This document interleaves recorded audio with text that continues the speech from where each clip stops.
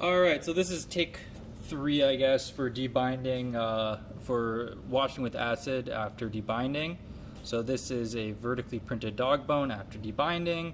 I just weighed it, tried to brush off the aluminum oxide as best as I can. First, it was 1.22 grams, and then after just brushing off a little bit more, it was 1.19 grams.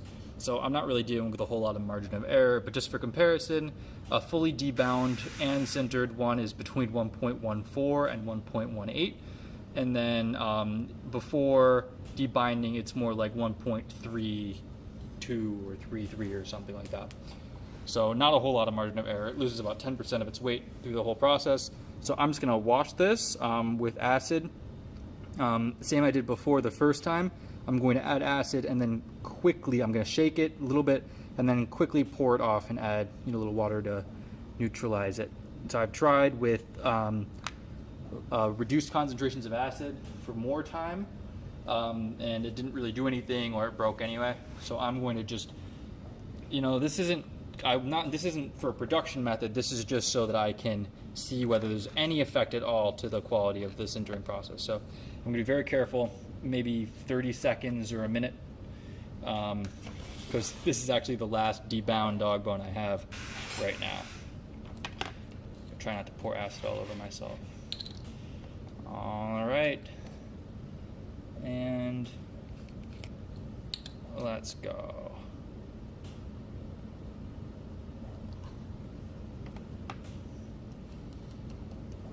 So it is, let's see, started about 1 minute and 40. So wash, wash, wash, wash, wash, wash, wiggle, wiggle, wiggle. The first time it got really black, and I think that might have been just because the first time it was more, yeah, see, it's already falling apart.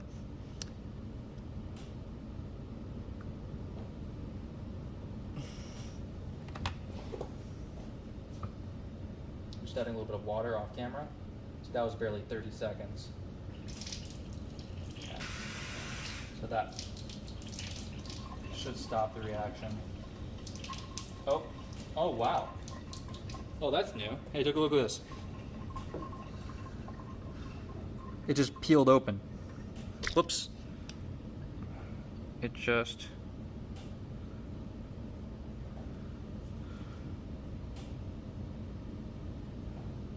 peeled off, like the outer surface. So I washed it for about 20 to 30 seconds before I panicked, and it's falling apart. So that's a result, of some kind. Oops, this is not a very good video. But look, it's peeling. See, it's peeling. It is peeling.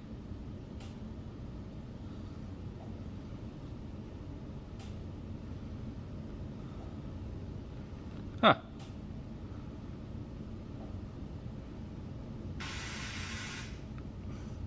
I wonder if that's just the acid reacting with the front surface, or what?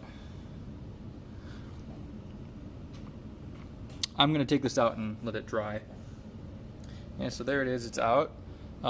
It's got the shape still held, and it looks definitely more, it's not black, it's more of like the copper color, like more like the color of copper powder almost. Yeah, I'll let it dry and I'll weigh it. I'm not expecting to see any kind of interesting result because, I mean, you can see all that crud got left behind. It like really took off the whole top layer. It just suddenly peeled off all at once. So yeah, maybe the contamination, I really should cut it open. Maybe the contamination is surface more.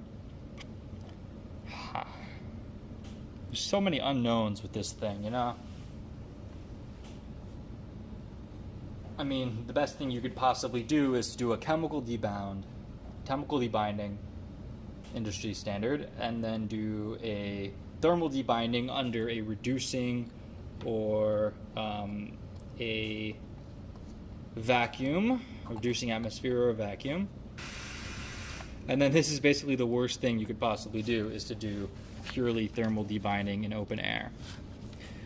This does actually look, so I'll let it dry for a little bit more. It looks a little bit distorted. It looks better than the than when you center the 1074. It looks a little distorted. And then here's the one where I did where it's like a little bit washed after debinding. So it normally is a little bit more black than that.